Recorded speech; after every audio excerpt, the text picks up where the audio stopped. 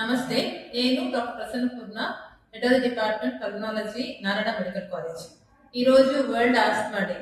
So world asthma day year theme make inhaler treatment accessible to all. అంటే inhalers లేదా inhalation అంటే nebulization ఇలాంటి treatments గురించిన అవగాహన పెంచడం కోసం ఈ థీమ్ తీసుకున్నారు.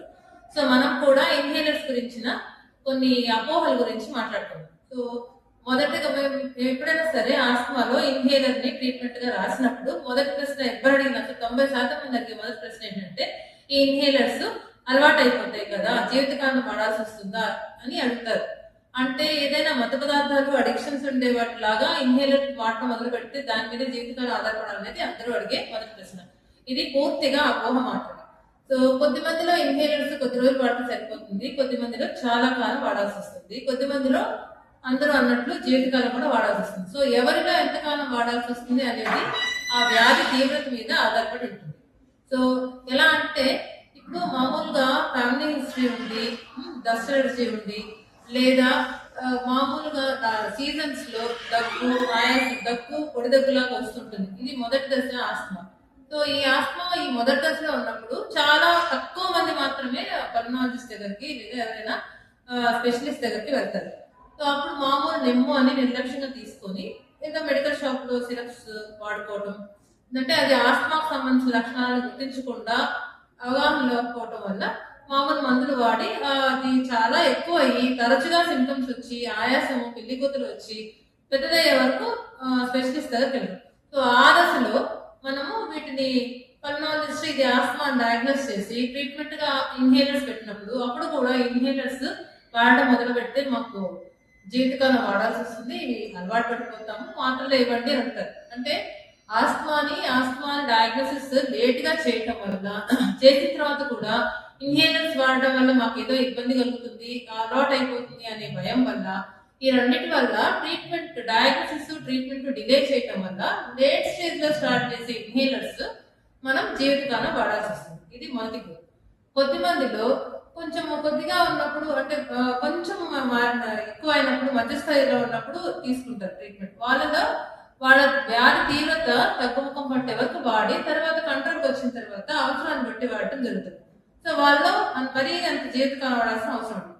మరీ కొద్ది మందిలో అంటే చాలా అవగాహన ఉండి కొద్దిగా దగ్గు ఫ్యామిలీ హిస్టరీ ఆస్మా ఉండి ఆస్మా మీద కొంత అవగాహన ఉండేవాళ్ళు ఇది నాది ఆస్మానా కాదా అని చెక్ చేయించుకుంటే పల్మనాలజిస్ట్ దగ్గర అర్లీగా తీవ్రత ఎక్కువ ఉన్నప్పుడు వచ్చినప్పుడు ట్రీట్మెంట్ పెట్టి ఇన్హేలర్స్ వాడిన తర్వాత చాలా కొద్ది రోజుల్లోనే ఇన్హేలర్స్ ఆపేసి దాని కంట్రోల్ గురించి అవగాహన నేర్పించగలుగుతాం. సో వాళ్ళలో ఎక్కువ రోజులు ఇన్హేలర్స్ వాడాల్సిన అవసరమే ఉంటుంది.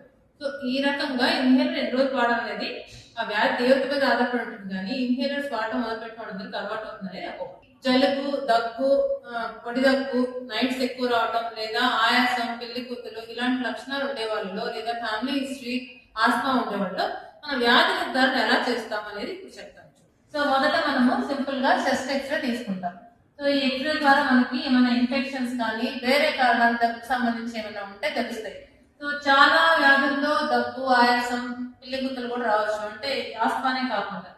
సో ఏమంటారంటే all that wheezes is not asthma అంటే పిల్లికూతులు ఉంటే ప్రతిదీ ఆస్మా కాదు. కాబట్టి ఎక్స్రే ద్వారా మిగతా వేరే జబ్బుల దాన్ని మనం ఎక్స్క్లూడ్ చేసుకోవచ్చు. అలాగే కొంచెం అలర్జీకి సంబంధించిన లక్షణాలు కనబడతాయి. తర్వాత రెండవ సింప్లెస్ట్ టెస్ట్ ఈజీగా మనము లంగ్ ఫంక్షన్ ని చెక్ చేసుకుంటే అంటే కన్ఫర్మేటరీ టెస్ట్ అంటారు.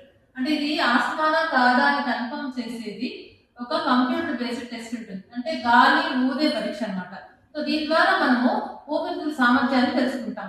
ఈ గ్రాఫ్ ద్వారా ఈ వాల్యూస్ ద్వారా మీ ఎత్తు బరువు వయసుకు సంబంధించి ఈ కంప్యూటర్ లో ఫీడ్ చేసినప్పుడు మీరు ఎంత గాలిని వదలాలి ఎంత గాలిని తీసుకోవాలి అనేది ఉంటుంది. సో ఆ టెస్ట్ లో మీకు ఉండాల్సిన 100% లో ఎంత % శక్తి ఉంది. ఇప్పుడు ఈ దీనిలో చాలా తక్కువగా అంటే 25% ఉంది మీకు ఉండాల్సిన దాంట్లో. అంటే ఈ పేషెంట్ కి ఆయన ఎత్తు బరువు వయసుకు ఉండాల్సిన దాంట్లో 25% పనిచేస్తుంది ఊపిరితిత్తులు, అంటే చాలా తీవ్రమైన ఆయాసం.